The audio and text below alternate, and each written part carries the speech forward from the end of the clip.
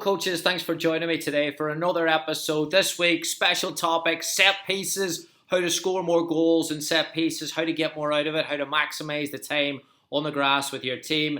If you enjoy it, please give it a like below, please subscribe. We're going to look at 3 Ps that can get you more goals, that can improve your efficiency on set pieces right away. We're taking the content today from a new package that we're putting out on Modern Soccer Coach website. So if you enjoy it, please go ahead, look at the whole package, set-piece package, 4 full webinars and an ebook with videos, breakdowns, set-piece routines, 10% off on the link below, but it only lasts for 2 days. So check it out. Over 6 hours of content and breakdowns. Definitely worth it. Check it out below. Here are the 3 Ps. The first P is for principles. So similar to when you're starting up your game model or your playing system, looking at a set of beliefs that are consistent to your philosophy on the game. In this case, looking at a set of beliefs that are consistent to your philosophy around set pieces. So putting that in writing is a really good way of making it as detailed as possible for you and your staff, and then going back and looking at how you break that up to communicate it with your players. Here is a great example from a webinar that is in the set piece package, link below, that we did with Hungarian FA analyst Istvan Beregi. Almost 2 hours of full of content, unbelievable detail, phenomenal insight. But here are a couple of clips of how he talked about breaking down your principles and organizing them in a way that makes sense around your beliefs in the game. What I think is really interesting here is the hot topic that he talks about. Do you put players on the post or not? Very interesting. Here's a clip. Or you can either block the first line and the second line. It depends on how and where you want to create advantages. What is important also when looking at defensive setups is, do they have the player at the posts and how the goalkeeper is positioning, because some goalkeepers might have tendencies to set towards the near post or the far post, and this is also an important aspect to take a look at. And the player at the post is what I usually say is, what would you like to achieve? If you want to prevent the header, then don't put anyone at the posts. This is also the tendency that teams who are great in defending set pieces do not put players at the posts. And although if you want to prevent the goal itself, then you should overload the posts with defensive players, because your goal is to not prevent the header, but to prevent the goal. So this is how I kind of try to differentiate between the 2 setups, if it's worth to put players at the posts or not. My opinion is that it does not worth it, and this is which is kind of the most optimal way to attack a defensive setup.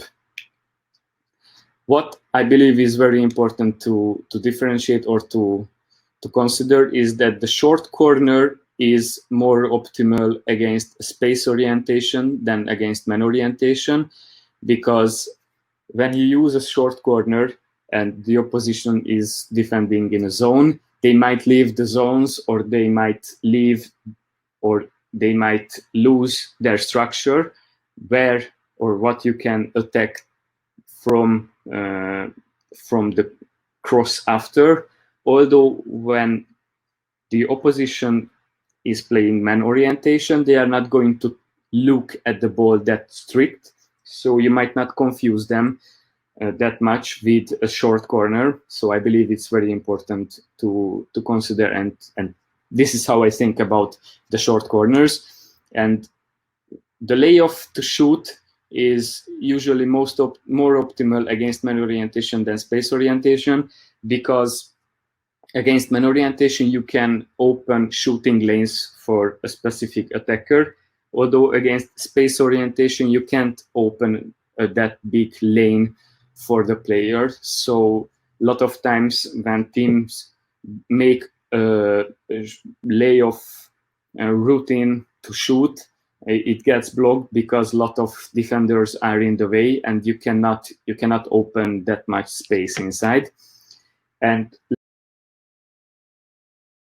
our next P is for the players. Now, that sounds pretty simple. Any system, tactical system, set piece system, is going to have an onus on the players.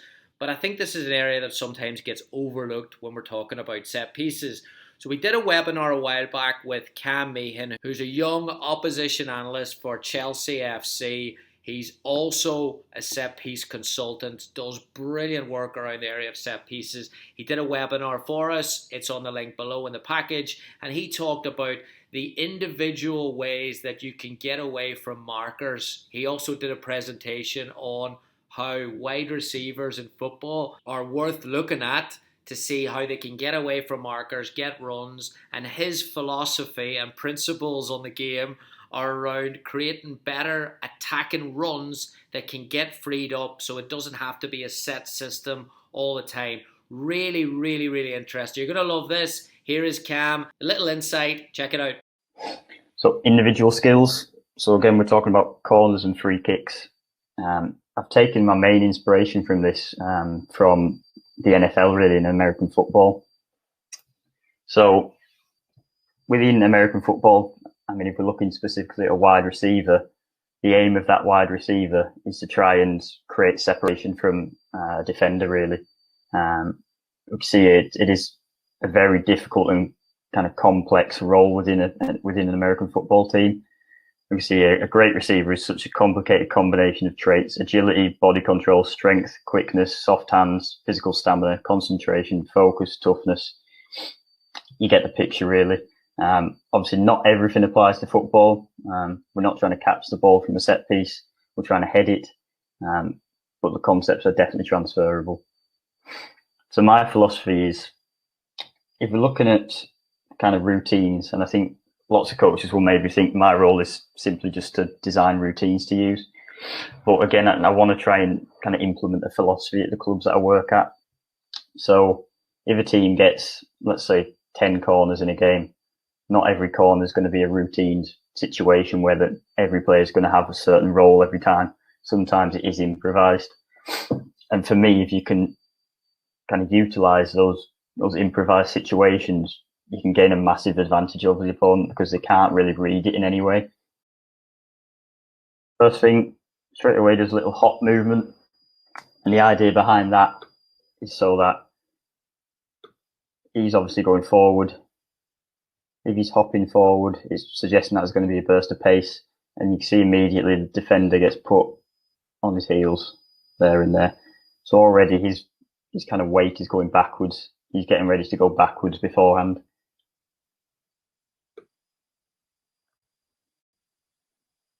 After a little hop, it's a one step with the right foot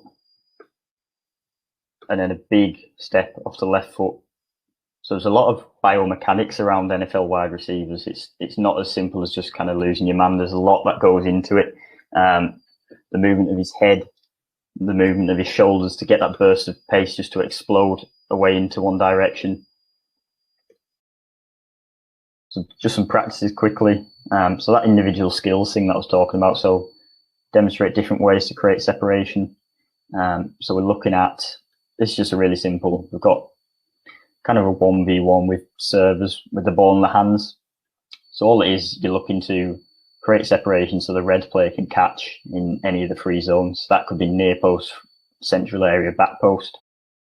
Our third and final P is for preparation. So no matter how much work you do on the training pitch at the highest level, you need to have an understanding of what you're up against, what systems you're up against, where certain deficiencies are in that system, and how you are going to take advantage of that. So the better your eye around scouting, the better your eye around data, the better your eye around analysis, the more that opens up to take advantage of certain areas that the opposition may not be as strong in and create opportunities for you to score. An example of this is from the webinar we did very, very recently with Swansea City Set-Piece Coach Andy Parslow. Again, the full webinar is in the package below. Andy runs through a few set pieces that he did, and I think some brilliant insight around how they try to take advantage of certain characteristics of the opposition's way of defending set pieces. So listening to this and then watching Andy's full webinar, which you can on the link below, you can see that everything runs together in terms of preparation on your team and then preparation on scout and analysis of the opposition. And it can be very, very effective for a match day. So we go with 2 players on the ball because I quite often like to stutter. So I get a runner to go and fake that he's going to take it, which has just been done here, and then someone to deliver, just because it can occasionally have an impact on the opposition line. So you can see one lad here has started to drop. Now the players that we have offside, they can now be played onside. So if we deliver it straight in, we've got an opportunity there. In terms of the strategy for this one, we knew that Oxford had their key players in the middle here. So we don't have anyone affecting them because they're not part of the game for us. The game for us is round the back here. So we've got our 2 key players, Will and Ben, and we've got Dapo, who did the block against Ipswich for us. He's going to block this player here to allow us to have a 2v1 at the back, which is our 2 best headers of the ball against a winger for Oxford, who is a very good player but isn't brilliant in the air. So this gives us an opportunity.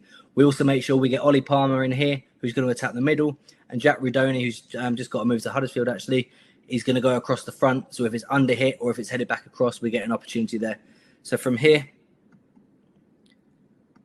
you see the block there from Dapo has created this 2v1. Jack Rodoni's made his run across the front. So if this is spot on for Will, then great. If it's over hit, then Ben will get it. Will makes the contact there. Jack Rodoni carries on his run. Dapo fills up the edge for us. And Rudy nicks the goal. I think it was going in anyway. But even if it wasn't going in, Rudy's there for us to go and get it just in case. In case that comes back off the post, we're there for the second. So again, strategy, but also probability. And again, really, really simple, not complicated at all. I mentioned the stutter in the last one of the impact that it can have. So this was an example from the season before. So I'd been in the job about a month when we played Swindon, who are in red, and Wimbledon in blue. So we put 2 on the ball, and we knew through the analysis that we did that Swindon were inconsistent in when they dropped. They didn't work as a collective. It was a lot more individual based, and we thought we could take advantage. So on this, we've got Luke O'Neill and Jack Rudoni over the ball. And you'll see when Luke goes towards the ball,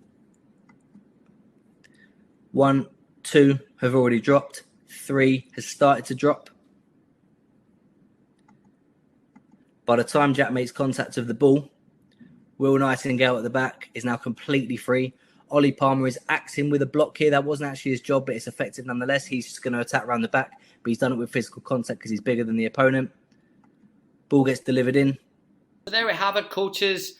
Set pieces, I'm sure they're going to be a big, big part of the World Cup coming up. These tight games are sometimes won by a set piece, something very, very minimal in terms of movement.